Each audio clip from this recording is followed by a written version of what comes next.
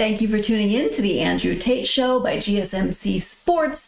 I am your co-host, Sarah. I am joined by Tate, of course. We have a great show planned for you today. In segment 1, we will be remembering Bill Walton, the life and legacy of Bill Walton. Segment 2, we are covering Game 4 of the Boston Celtics versus the Indiana Pacers. Segment 3, we're moving on to Jim Harbaugh and some new revelations in a recent book. Moving off of sports in segment 4, oddities in the news, mariachis versus fire breathers. I'm going to leave it at that. And then stick around for segment 5 when we'll be doing dating disasters. Always a fun conversation. As we get started, I would like to ask, as always, that you like and subscribe to the show.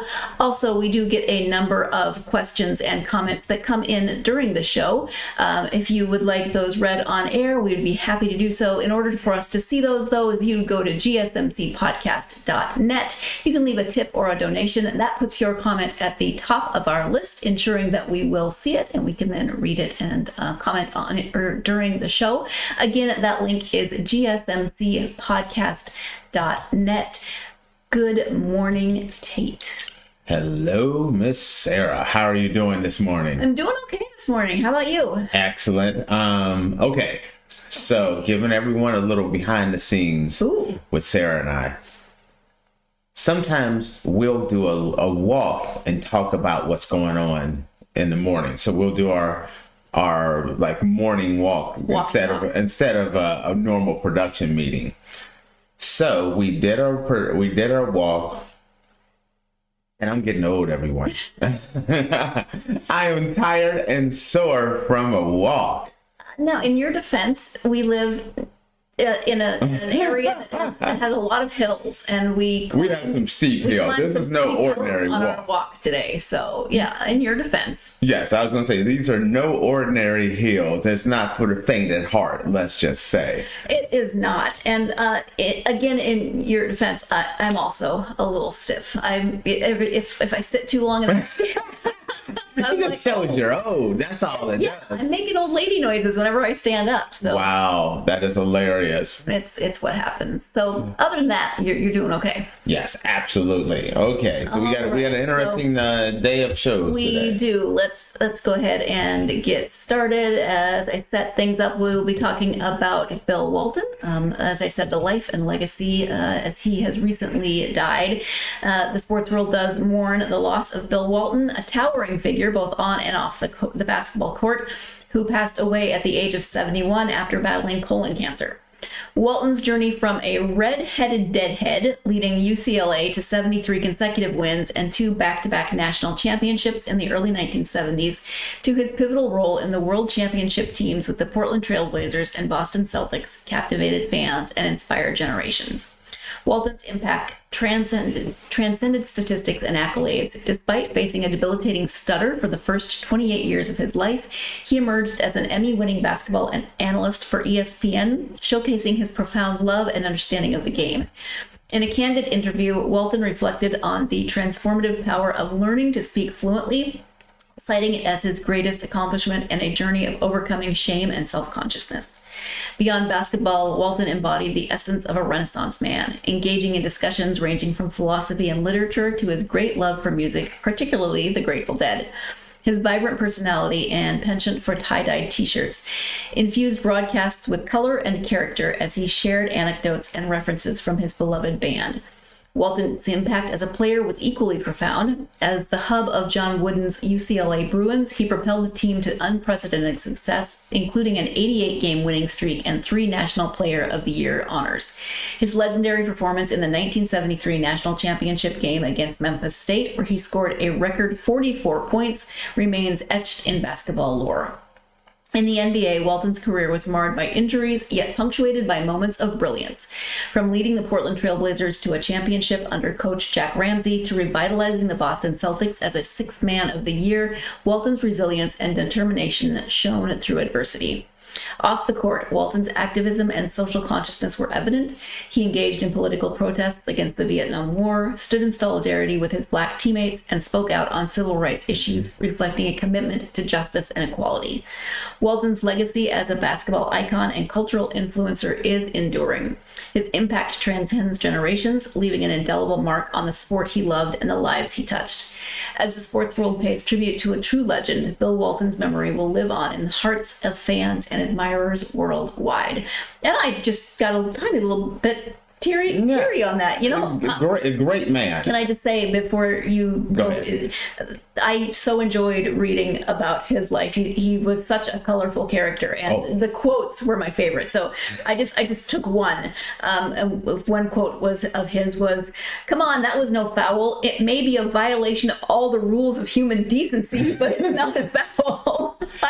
I think about, like, when I heard he passed, the first thing popped in my head is when he's talking about Shaquille O'Neal, and he's like, "Throw it down, big man, throw it down." So that's what made me think. Such a character. Yes. Okay. So it's kind of weird to this whole situation and the reaction from, you know, talking about Bill Walton. I'm a kid of the 80s, which makes me a little older than most of our audience. And I'm a huge Laker fan. I was also a Dr. J fan as well. And Bill Walton was with the Boston Celtics and Larry Bird, and it was either you were a Laker fan or you were a Celtic fan, but you couldn't be worse. As a kid, I didn't pay attention to basketball, but I knew that. Yes. I knew that you were either like Larry Bird or Magic Johnson. I knew that. That's crazy. So Bill Walton was with the Celtics. I was never a big fan of his. As a kid, you're not as informed as you are. So it's like, this old guy, he's all broke down. He has all these injuries, and they're raving about how great he is. And I'm like, Magic and Worthy and Byron Scott and Kareem. That was my court. And as I got older and Walton retired, and then I started learning more and more about him. And the guy that played against my team that I wasn't a fan of, I slowly started becoming a fan of, to the point where it's just like, man, I love Bill Walton. It's like awesome seeing Bill Walton covering the games, like I was just talking about, like, throw it down, big man, and all the weird things he used to do, and all the, the tie-dye shirts. And when I found out he passed, it was incredibly sad to me, because I look at him as one of those guys that really loved life. And you could see that he loved life, and he was living it's like he was living his best life. There's very few superstars in the world.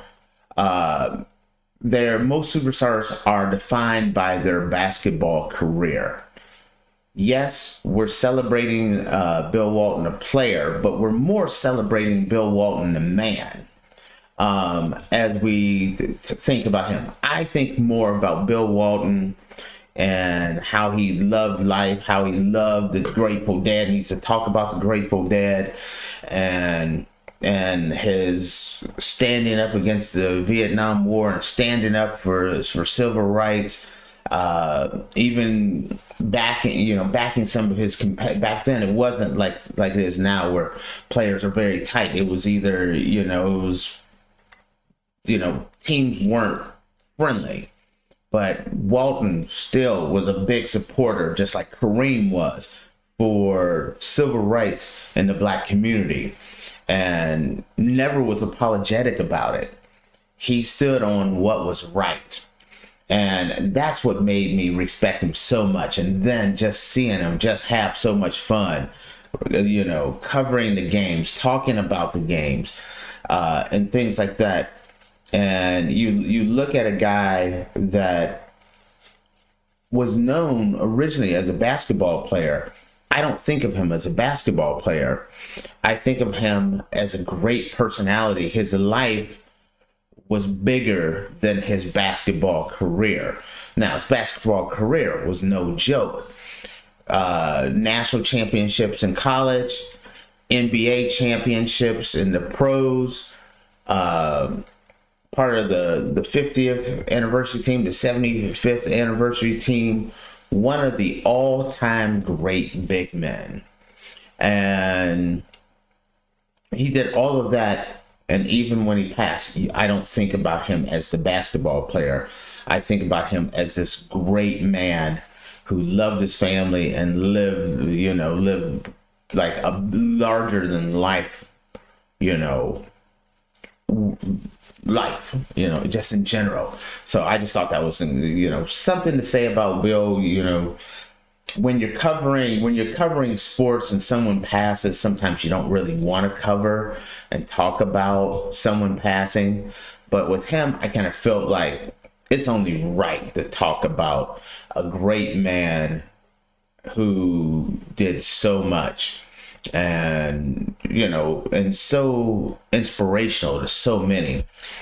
Go ahead. I just the fact that he overcame a stutter in order to be an ESPN announcer, because to be an announcer on ESPN during games that's so fast paced, and to overcome that kind of difficulty with speech is really impressive. I saw a quote, and I'm going to paraphrase it because I don't have it in front of me, but he said something like English was his fourth language after stumbling, bumbling, fumble. It's something along that line. But to me, that's impressive. It is, because as a matter of fact, by the time I started watching him, he's a lot older than me. And so he had already worked through the whole stutter thing. So I didn't even know that he had a speech impediment or an issue until after he passed. That shows like how impressive this guy was. Sometimes you see athletes that just overcome impossible odds, and he's definitely one of them. You could have easily ended things with great basketball player.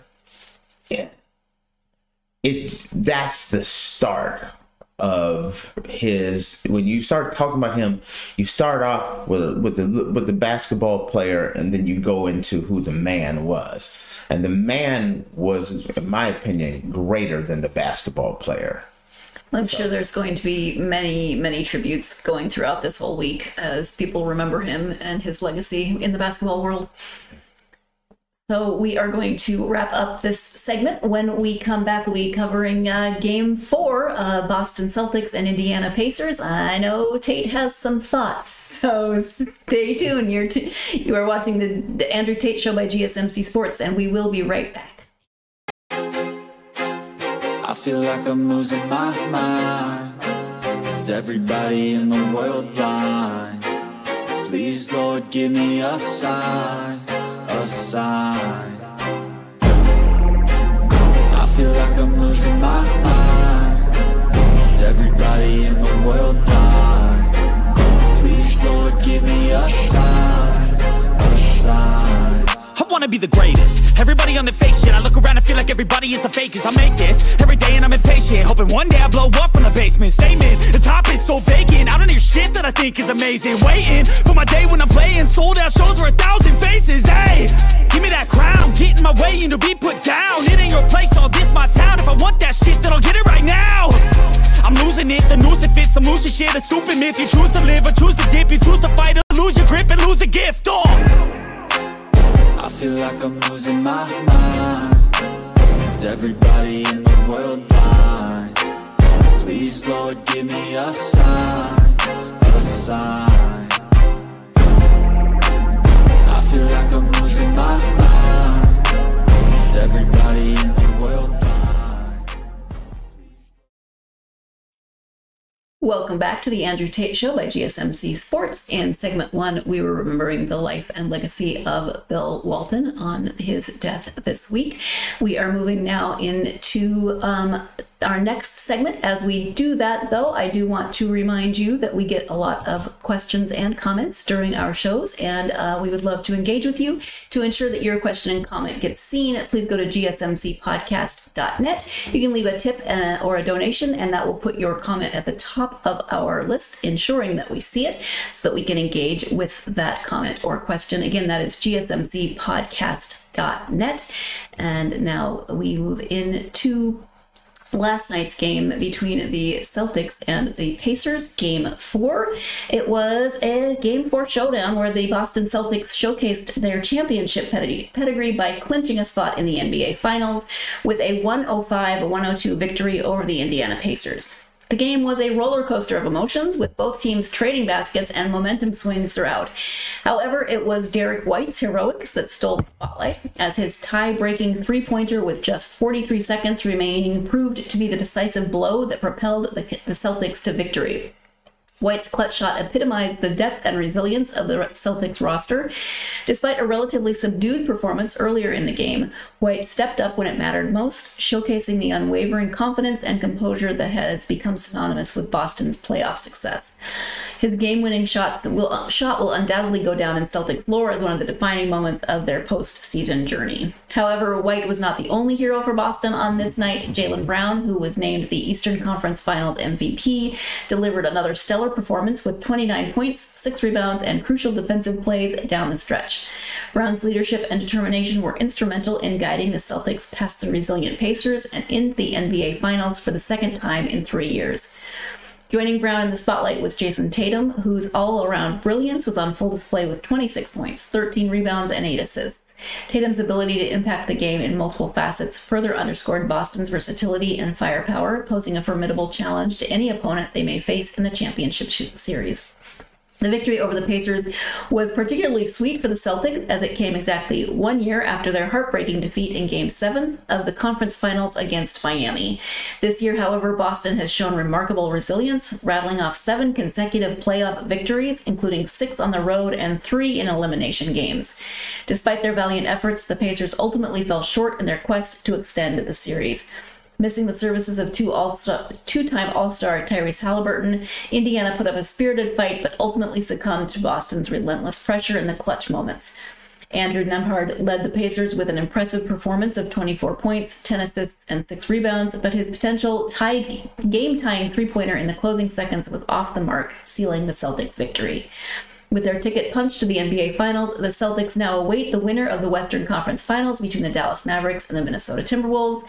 As they prepare for the championship series, the Celtics will undoubtedly draw confidence from their collective resolve and unwavering belief in their ability to overcome adversity on the grandest stage of them all. Tate, you said it.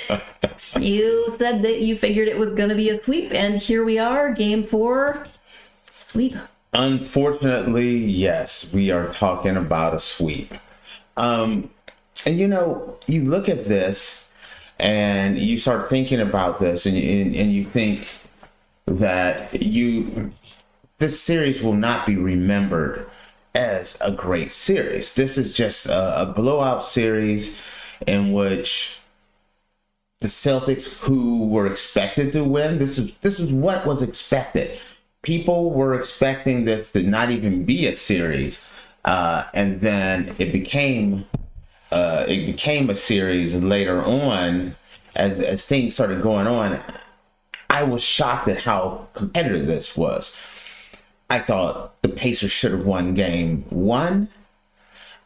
I thought they should have won Game 3, and I think they should have won Game 4 last night.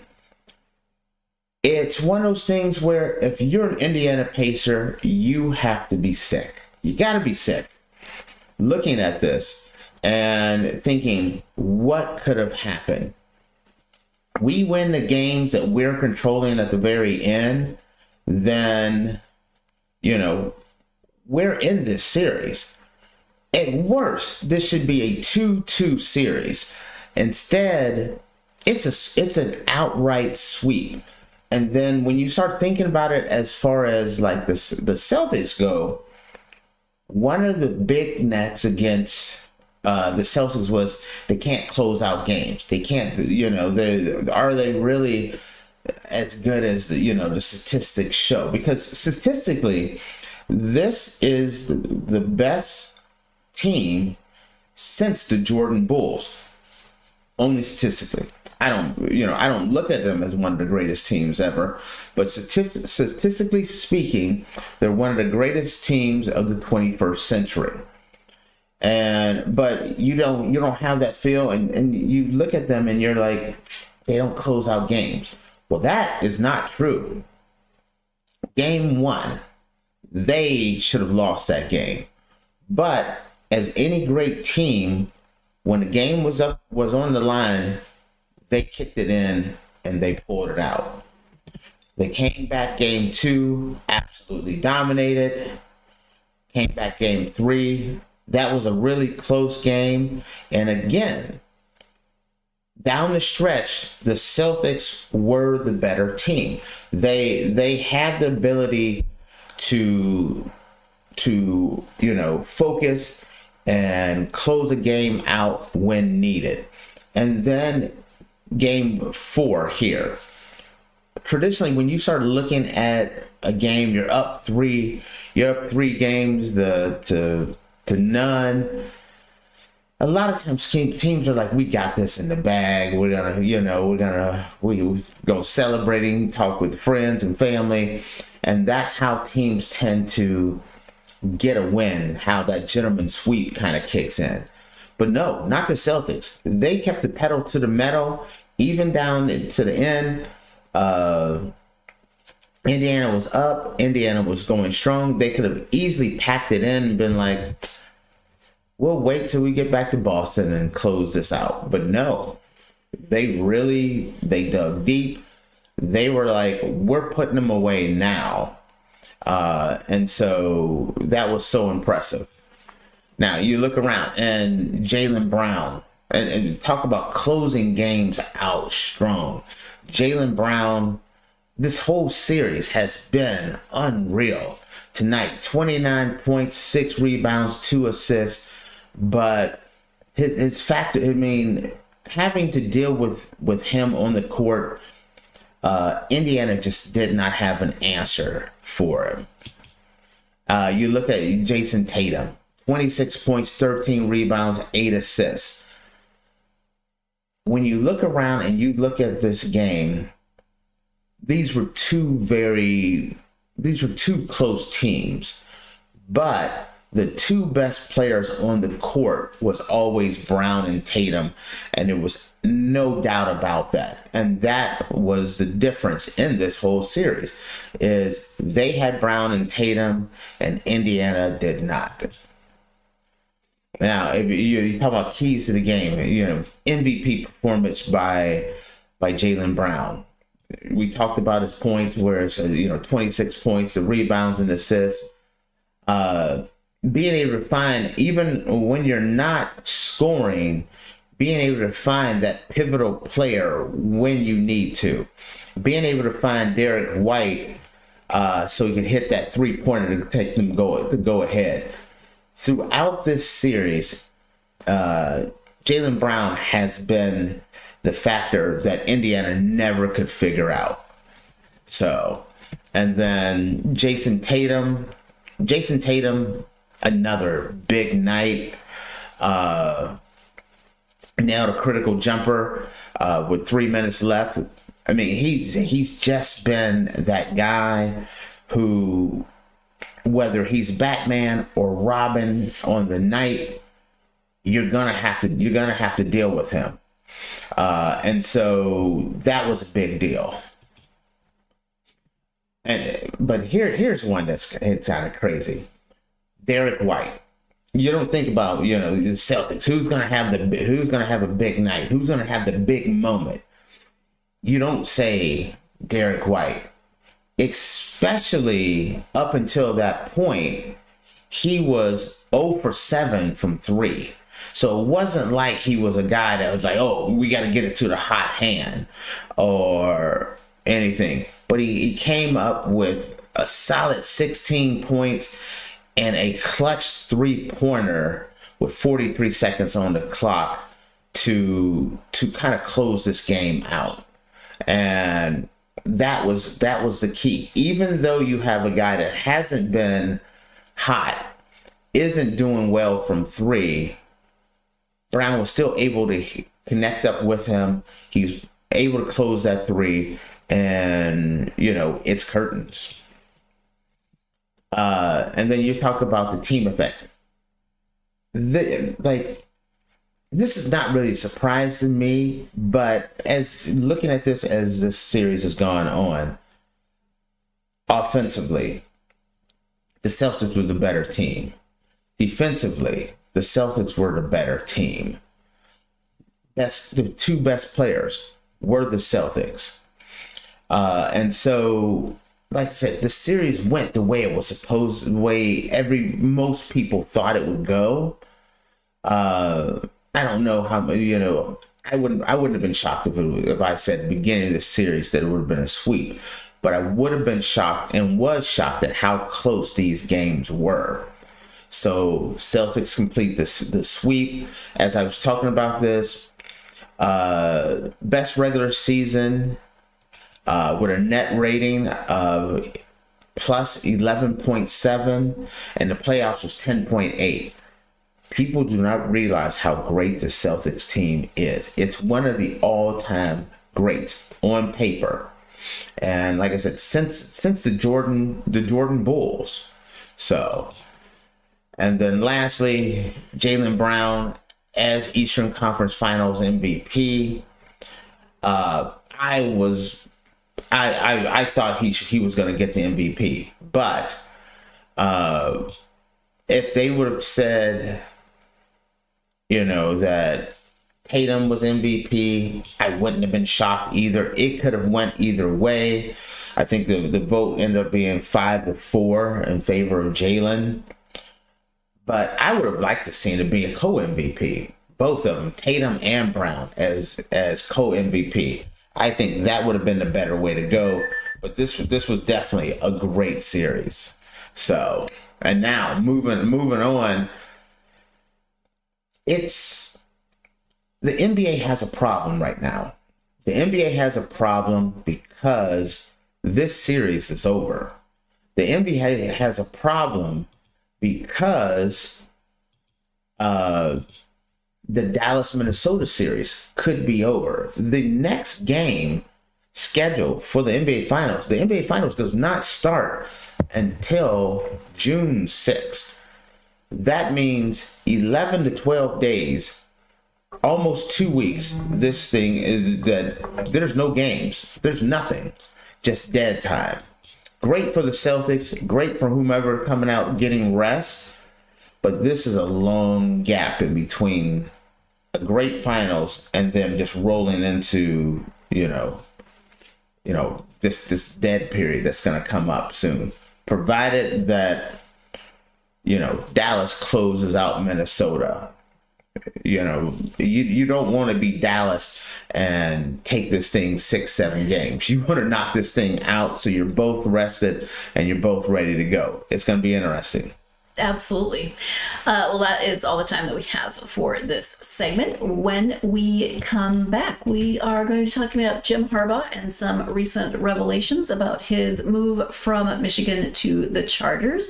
You are tuned into the Andrew Tate Show by GSMC Sports, and we will be right back. Looking for your daily fix of sports talk without having to pay for it? GSMC Sports Network is available on YouTube. Just search GSMC Sports Network. Get your fix of daily sports talk shows on YouTube, absolutely free. NFL, college football, NBA, MLB, MMA, UFC, fantasy football, and so much more. GSMC Sports Network has shows running all day long, with new sports shows starting every 2 hours. Just like on your favorite cable sports channel, except GSMC Sports Network is absolutely free. Just search GSMC Sports Network on YouTube to catch one of your new favorite shows. Like the GSMC College Football Podcast, Chip Shot Football Podcast, Hoops and Heels Women's Sports Podcast, GSMC Basketball Podcast, and so many more. Check it out for yourself. GSMC Sports Network, now available on YouTube absolutely free. Search GSMC Sports Network on YouTube right now.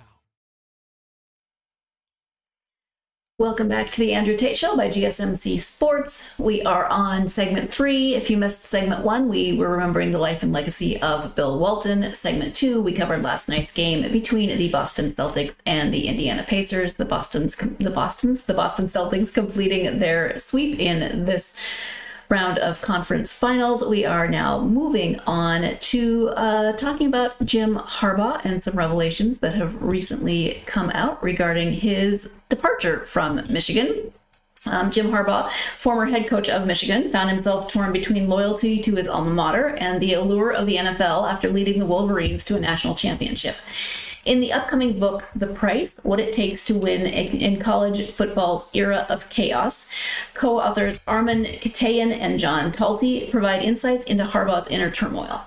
The book reveals Harbaugh's desire to remain at Michigan following their championship triumph, but his concerns over the support he received from athletic director Wardy Manuel. Harbaugh confided in a friend about his frustrations, expressing doubts about Manuel's advocacy, especially in front of Michigan's Board of Regents. Additionally, Harbaugh vented his grievances against Big Ten Commissioner Tony Petitti, feeling let down by promises unfulfilled regarding a meeting in the aftermath of a sign-stealing scandal. Despite Michigan's efforts to retain him with a lucrative offer, including a 5-year deal worth over $11 million per year, Harbaugh felt unsettled by the inclusion of termination language related to the ongoing investigation into the sign-stealing scandal. While Manuel acknowledged potential stumbling blocks in finalizing the offer, Harbaugh's attorney, Tom Mars, indicated uncertainty over the offer's influence on his client's decision to depart for the NFL. Moreover, Harbaugh faced challenges during the 2023 season, including a self-imposed suspension amid an NCAA investigation into recruiting violations. Ultimately, Harbaugh chose to accept the head coaching position with the Los Angeles Chargers, departing Michigan just weeks after their championship victory. Manuel expressed understanding rather than surprise at Harbaugh's decision, recognizing the coach's long-standing flirtation with the NFL. The strained relationship between Harbaugh and Michigan's administration, compounded by ongoing NCAA scrutiny and unresolved issues from the sign-stealing scandal, contributed to his departure, signaling the end of an era for Michigan football. Now, Tate, I know that you are, in fact, a Michigan fan, so what are you thinking in terms of what we've just learned about Jim Harbaugh? This didn't surprise me. This didn't surprise me at all. I thought Jim wanted to stay with the Wolverines. When I listen to you talk about this story, though, one thing pops in my mind. I'm going to start off by, I'm from the Midwest, and I grew up in Ohio, in the Northeast Ohio area, but I grew up a Michigan fan in the Northeast Ohio area, which is something. I'm just going to put it back on shoot screen, so because I'm going to shake my head. You're Ohio, you're a Michigan fan. Yes, very true. I've had a couple of really great friends of mine that ended up going and playing sports at Michigan, and I spent a lot of time at Michigan as a kid growing up. Wanted to go to Michigan as well. Found out, hey, back then, going to Michigan was kind of hard to get into, and it cost a lot. So I didn't go to Michigan, but Michigan had a piece of my heart. Does that make sense? It does. I just had to. I have heard over the years that I have known you, friends and family give you crap about being a Michigan fan. So, but this whole thing here goes exactly what you were just talking about, though. There's a difference between the SEC and the Big Ten. I have family in the South, that Alabama, Mississippi, Georgia area. I've spent a lot of time in that area, in Florida and New Orleans and Louisiana area, South Carolina. I've spent a lot of time there. And when it comes to college football, South Carolina, they want the Gamecocks to win. But if they're not in it, they want the SEC to prevail. You go to Georgia, you go to Alabama, you go to Auburn, LSU. It's kind of the same way. Not everyone, but majority of the people that I have ran across, it's been like SEC. We're I'm a Tigers fan and an SEC fan. It's not that way in Big Ten country. It is not. I'm from that area. When the playoffs were coming in, I flew in to Ohio. I'm in Ohio. Ohio State, Michigan played, and Ohio State fans were rabid. They wanted to beat Michigan. They wanted to knock off Michigan. But the minute that game was over and Michigan won, they adopted the anybody but Michigan. Anybody but Michigan. They wanted Georgia. They wanted Florida State. They wanted anyone who could knock off Michigan. I spent a lot of time around Penn State fans. Anybody but Michigan. Iowa. Anybody but Michigan. And it's not just Michigan. It's they don't want Ohio State to do well. My approach has always been, if Michigan's not in the national championship, I'm rooting for the Big Ten. Most people are not that way. And that's kind of the way I felt this kind of went down. I kind of felt like a lot of the chancellors and other presidents were so hell-bent on punishing Michigan instead of stepping back and saying, okay, this situation is not the way it's the way it's being portrayed, but we have to protect the Big Ten first. It wasn't that way. The Big Ten, it felt like the Big Ten, or a lot of the different chancellors from the different schools, wanted to punish Jim Harbaugh and wanted to punish the Michigan Wolverines. And so it felt like it was Michigan versus the Big Ten.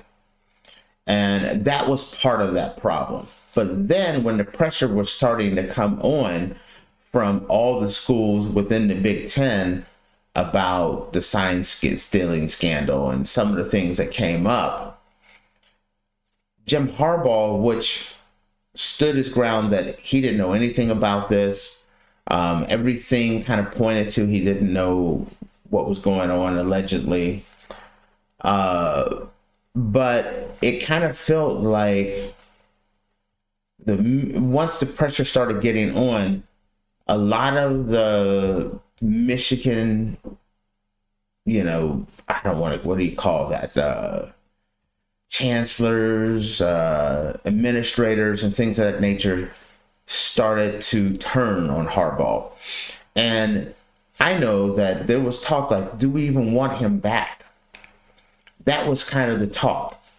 When they were negotiating the contract, yes, they did make him an offer, but it was kind of one of those offers where it was like, like if we get in trouble, we could let you go.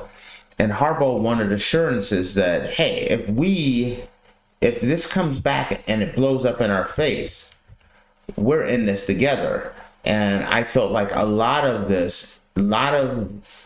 the negotiations, it was like, listen, you're on your own. And ultimately, I felt like that is what turned if you're advising Harbaugh and you see a situation where it's like the Big Ten Conference was out to get you, and then you feel like that some people within the University of Michigan University, is starting to turn on you. Some people were whispering, hey, do we really want him back? The fact, if you're his agent and you think about a few years ago, there was talk about, are we going to keep him? Are we going to let him go? If he doesn't beat Ohio State, we're going to let him go. But things changed. I never felt like, the last few years, Michigan was 1,000% in Jim Harbaugh's corner. I felt like there were some people the majority of the people were pro Harbaugh, but there was a small group or a group that was thinking about life without Harbaugh a lot sooner than it should have been. I would have loved to see Jim stay and run this back and maybe try to repeat or keep on. It was kind of like there were some people within the Michigan brain trust, let's say, that was like, we got a national championship and we can part ways with Jim Harbaugh. Let's do it. And I felt like that was unfortunate. It was a roller coaster of a season, though, because you had the sign stealing issue, you had the suspension, you had this, and then they won the national championship. So you had these lows, and then you had this massive high, and then it's in some ways it's understandable that just a few weeks after that he did decide to leave. I mean, it's sort of sad in some ways as well, but understandable. If you're a chancellor or someone at Michigan, and you have a guy that has turned your program around, where Michigan was down, he came in and brought Michigan back to prominence, and it should have been everyone is lockstep in one mission, making sure we keep Jim Harbaugh, making sure we keep this rolling for years to come. I never felt like that Harbaugh is going to retire like Nick Saban as coach of the Michigan Wolverines. It was, he's going to be here a year or two. And I also think, because I know people listening to this are going to be like, well, he flirted with the NFL numerous times. My question is, when you feel like there's a subset within your organization that may not want you there, you have a conference where it's kind of like sometimes it feels like the Big Ten is for themselves and not the organization as a whole. Like I said, anybody but Michigan. That's the way, you don't understand. From the area, you don't know how many people that I talked to that was like, absolutely not. I am not rooting for Michigan. I don't care who wins the national championship as long as Michigan doesn't. They were disappointed this year. Right. There should have been more of, we are 100% behind Michigan. Michigan's 100% behind Jim Harbaugh. Michigan had 100% have Jim Harbaugh's back. I felt like it was like Michigan 75% has Jim Harbaugh's back, but there's a little 25% that's like, maybe not. Yeah, well, now he's with the Chargers, so decisions were made. That's a big loss for the university, for Michigan, but it's a big pickup by the Chargers. Absolutely. We are going to take our next break. When we come back, moving away from sports into oddities in the news. And Tate, I'm just leaving you with the phrase mariachi versus fire breathers. And you can ponder that. I'm taking fire breathers right off the top. I'm just going to let you know that right now. I'm just going to let you ponder that, though, while we break. You are tuned into the Andrew Tate Show by GSMC Sports, and we will be right back.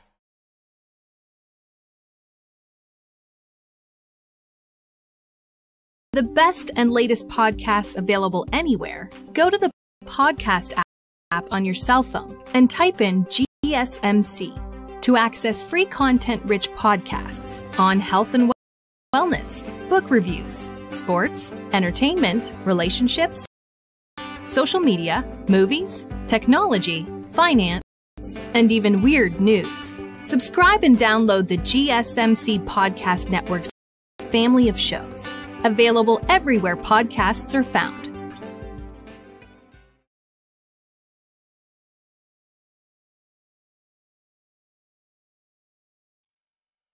Welcome back to the Andrew Tate Show by GSMC Sports. And Tate, I left you with that phrase, mariachi versus fire breathers, that you automatically took. I'm taking fire breathers every single time. Let me give you the story if you're ready. Okay. CCTV cameras in Mexico recently recorded one of the strangest street fights in history, involving a band of mariachi and a fire-breathing performer quarreling over busking territory. They say life is stranger than fiction, and a short video clip captured by surveillance cameras in the Mexican city of Morelia proves it. Not even the brilliant Quentin Tarantino could have come up with the idea of a fiery street fight between a group of guitar-armed mariachi and a street-performing fire breather in broad daylight. But that's exactly what occurred at a busy intersection in the Mexican capital. The viral video shows a man being chased by a mariachi, then put in a headlock until more mariachi arrives. They punch and kick the man, but then he turns the tables on them as he starts blowing plumes of flames at them, literally setting them ablaze. Not the kind of thing you see every day. The bizarre incident occurred outside a taco restaurant called El Inferno and was caught on camera by surveillance cameras. Otherwise, few would probably believe it actually happened. The fire-breathing performer was the only one who went to the hospital to have his wounds treated, but the footage shows at least one of the mariachi being set ablaze by the enraged fire breather. The members of the mariachi group were all wearing shirts, and their clothes quickly caught on fire. According to local police, the street fight most likely began over territory, as street performers often tend to compete for the right to perform in coveted places, known to generate higher daily revenue. Competition between buskers in Mexico is so fierce that such disputes involve firearms and can prove fatal. This is one of the very few cases, if not the only one, where fire breathing was used as the weapon. The original video of the altercation was reportedly pulled from YouTube, but shorter clips are still doing the rounds online. Now, because that was pulled, I couldn't find a lot of, we didn't have a slideshow for this, but I do have one grainy picture for you. Let me just bring that up, and if I can click the right thing, there we go. And there you have it, mariachis. You do see a guitar in there somewhere, but then fire breather. Okay, I'm over here singing in my head right now. Burn, baby, burn. Mariachi on fire. Wow. That's what was going on in my head as you were doing this one. And knowing you probably made up a whole set of lyrics after that, because that's just how you are. So yeah, like I said, it's just this grainy image, and it doesn't. I don't have a problem with this image. This image gives enough details. My man is cooking food. That's all you need to know. Things got a little hot. Somebody put him in the headlock. Somebody hit him. Gave him a little bit of a headache with a mariachi guitar, and he decided to go flame on. I do kind of wish I could find the full video, because I'm just picturing full-on swinging of guitars, and then the last thing they're probably expecting is to be fought back with fire breathing, excuse me. My childhood and my television viewing is all coming to surface here. I got from the WWE, I got the Honky Tonk Man and Jeff Jarrett hitting fools over the head with the guitar. That's the thing popped in my head. I got Johnny Flame from the Fantastic Four going on. I have Pokemon and Charmander and Charizard. I got it all going on. It's all marinating. Your brain is a special place. You know what this feels like is like a WWE storyline. Does it not? That's why I said Honky Tonk Man and Jeff Jarrett hitting fools over the head with the guitar. Yeah, I'm just picturing the costumes, the pyrotechnics. That would be a good storyline. That's a Hell in a Cell match right there. For those who know, okay? But I got to give my man, because, you're in trouble. Before, he didn't go, sometimes people choose violence. He didn't choose violence initially. The mariachis came over there. One guy put him in a headlock. Another one was about to bust him up with a guitar. What did he have to go to? He went flame on. Next thing you know, And see, the thing about it is that's impressive is you got one fool on fire, and you can tell he fired a shot over there on the ground. Yeah, the ground is on fire. I think that was a warning shot. That ground, where the ground is on fire, I think that was a warning shot right there. And you think about mariachi clothing. There's a lot of loose little tassels and things like that. That's stuff. Ruffles, I think. Yeah, ruffles, some lace. All that stuff is flammable. The interesting thing, though, is from this picture, you would think the fire breather definitely seems to have the upper hand, and yet it's the fire breather who's the only one that did go to the hospital because of those injuries. Yeah, they got guitars and trumpets to bust you over the melon with. You know, whack. Yeah. Time, see, now that would have been good. Playing. Oh, you know, that's just letting you know. There's 5 of them, and it's just him and his flames. But he did the one smart thing. If you grew up and you've ever been in a situation where you're fighting more than one person, you got to make a business decision. You got to make that decision that there's one guy that's going to catch the pain. You know, the one guy that you're going to put all your effort into whooping his butt with the hopes that the rest of the friends don't want the same treatment and they bag off. And that's what my man Johnny Flames did over here. Mariachi extraordinaire flame broiled him. He made a business decision to marinate and flame and roast one mariachi guy with the hopes that the rest of these guys would pull away and leave him alone. Now, it don't sound like it quite worked because it sounded like he got beat down and actually had to go to the hospital as well. But yeah, I'm with you, Sarah. I would have loved to see this video. I'm just picturing the thought process. So you are surrounded by angry mariachi, guitar wielding mariachi, and you're in a headlock, and you're thinking, this is not good. But then suddenly you realize, wait, I can blow flames. I have the ability to breathe. Yeah. Okay. First off, I'm thinking he probably saw 5 mariachis, and normally... Well, it was just one, and then they kept coming. Well, I'm just saying, you see someone in a mariachi outfit, you're not thinking like, oh, this dude can kick my butt. You know what I mean? When have you seen a mariachi that you're like, man, I'm glad he's blowing on that horn because you don't want to catch a fade with him. I don't want to judge.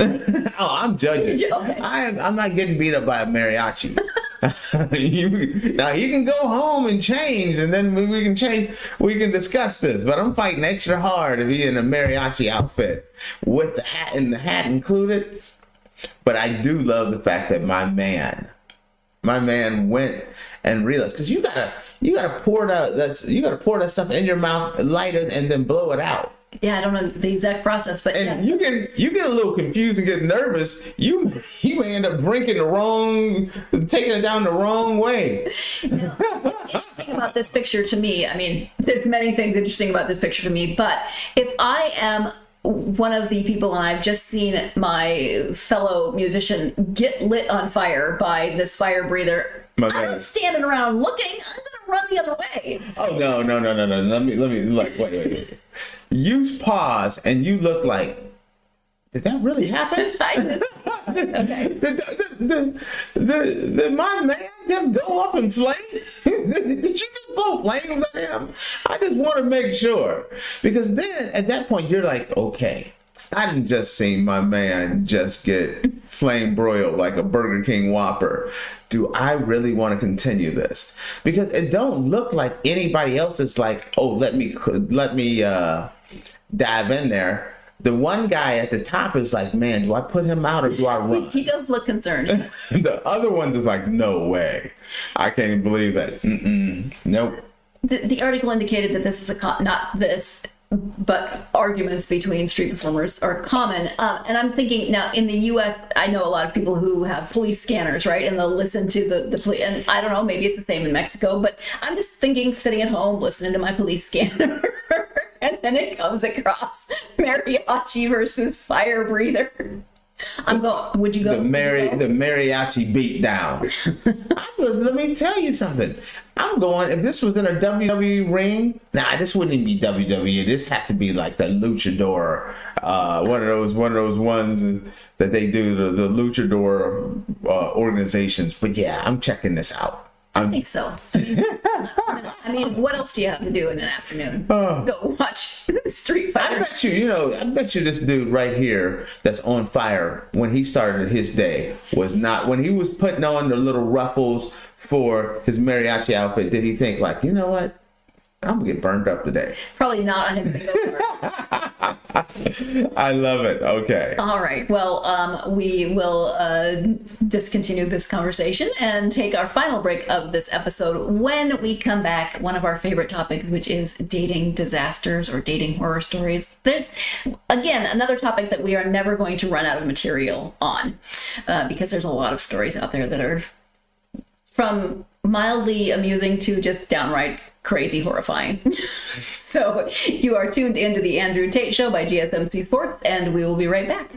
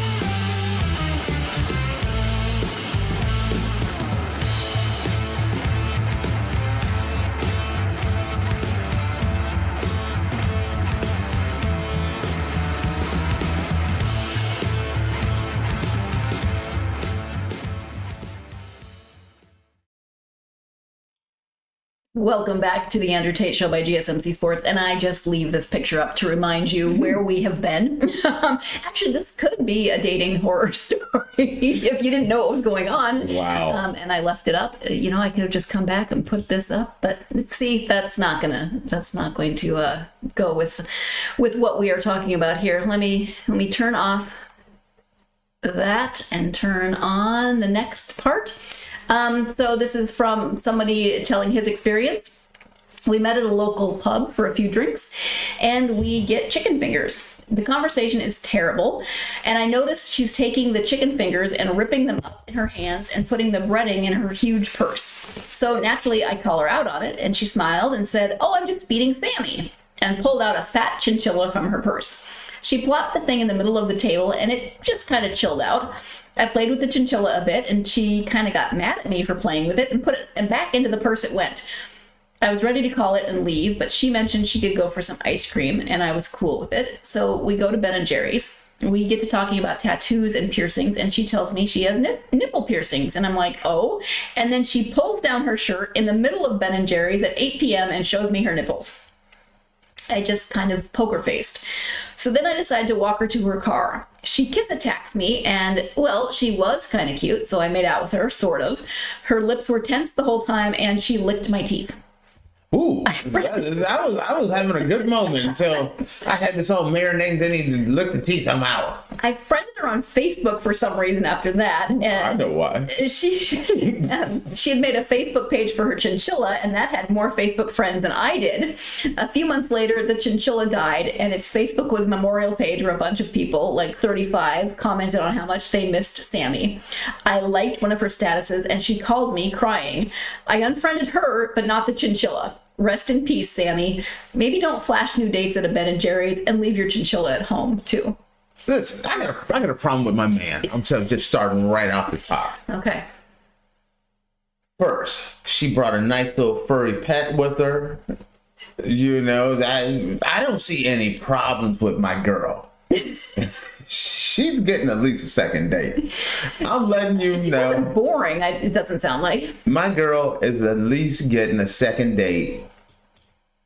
And I'm taking her somewhere other than she can get some chicken fingers. You know, this is what people don't realize. The fact that there was chicken tenders on this date, there where the slip up was. Chicken fingers. Chicken don't have fingers.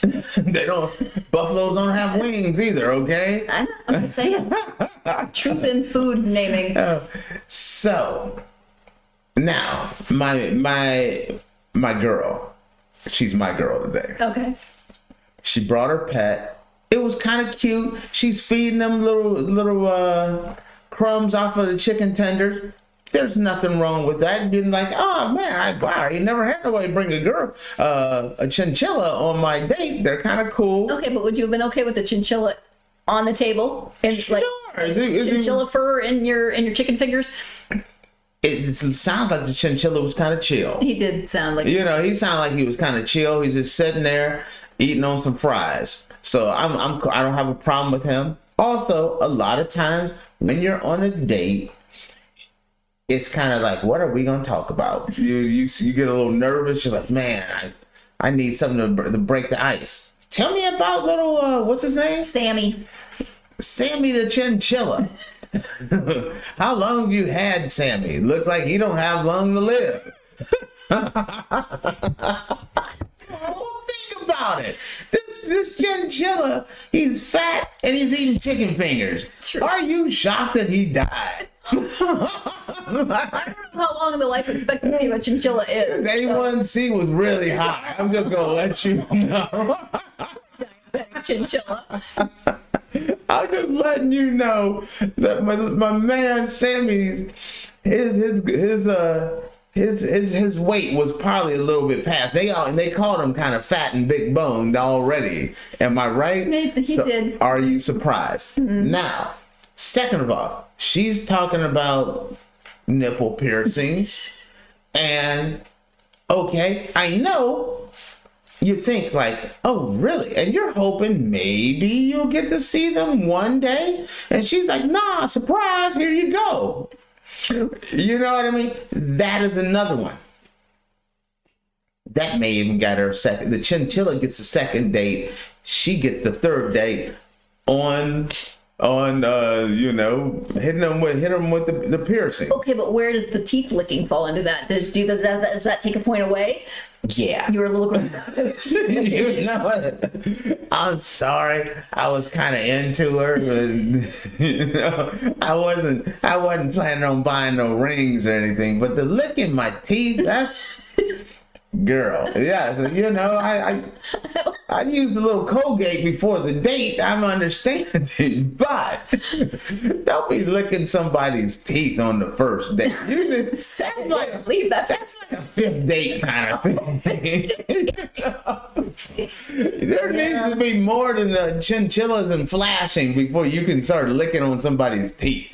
That's all I'm getting at. So if I can summarize for you, chinchilla's good. Chinchilla, 2 thumbs up. Chicken fingers good. Chicken, who don't like chicken fingers? Especially a chinchilla eating chicken fingers. That's a win, okay? You didn't mention it, but Ben & Jerry's ice cream, good. Exactly. Flashing, good. So overall, for you, this is not a dating disaster. She's, like I said, up to about 4 dates. The 5th date, this is when you pull the ripcord because she's a teeth licker. You're like, I really like you, and I think your chinchilla's awesome, but the teeth licking, I can't. Yes, I'm letting her go after the 4th date because up to 5th, you don't lick nobody's teeth until at least 5th date. That's my thing. She went too far.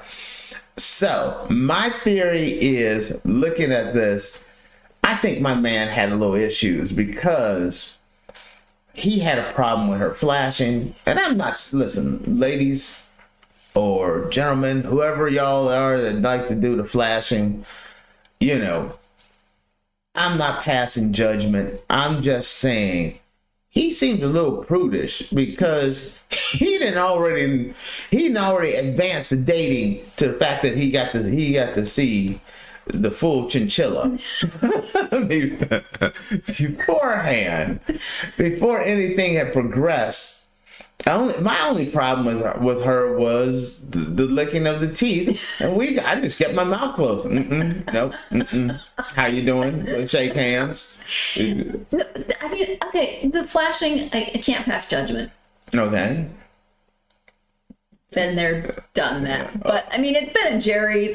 Be careful where you're flashing. You know, you don't want to traumatize the family next to you that has 4 or 5 children with them, and then they're like.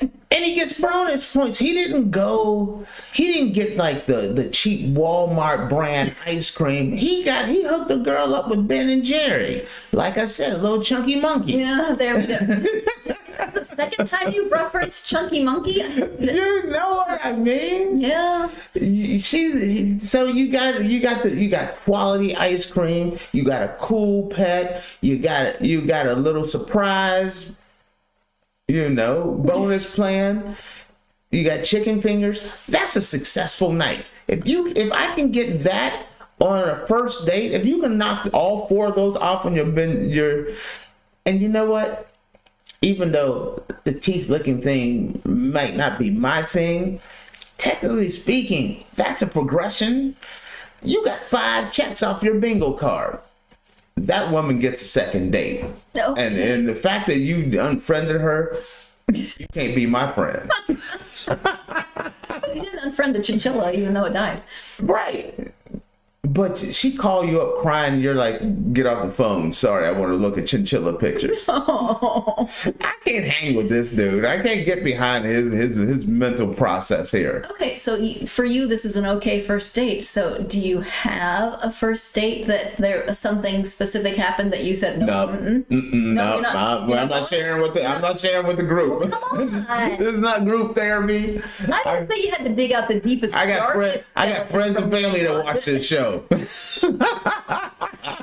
You could have pulled out a very. Listen, we all went to church. I put money in the collection plate. The end. Okie dokie. I don't share none of my dating story to get too crazy on that one. I don't know if I believe it, but I'm going to let you end on that. Put money in the collection plate a little bit. My gift to you is I'm going to let you end on that note, and we'll move on. So thank you for tuning in to the Andrew Tate Show on GSMC Sports. Your support does mean a lot to us, so make sure that you like and follow the show. That really does help. Also, leave a positive review. We thank you in advance, and again, it really helps the show. If you want to follow us on social media, you can find the podcast on Facebook, X, Instagram, and TikTok, along with some others. So come find us, interact with us on social media. We love hearing from our listeners / watchers / however you're partaking of this podcast. Thank you for joining us for this crazy ride through sports and entertainment. We hope you have a wonderful rest of your day. Chinchilla. Let's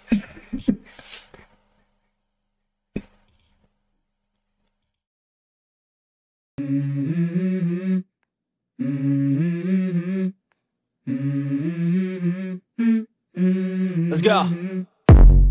I wake up to a little bit of drool on my pillow, feel like it's gonna be a bad day. Yeah, I'm tired of shit, and the coffee ain't hit yet. Damn, ain't that great. I don't wanna go to work.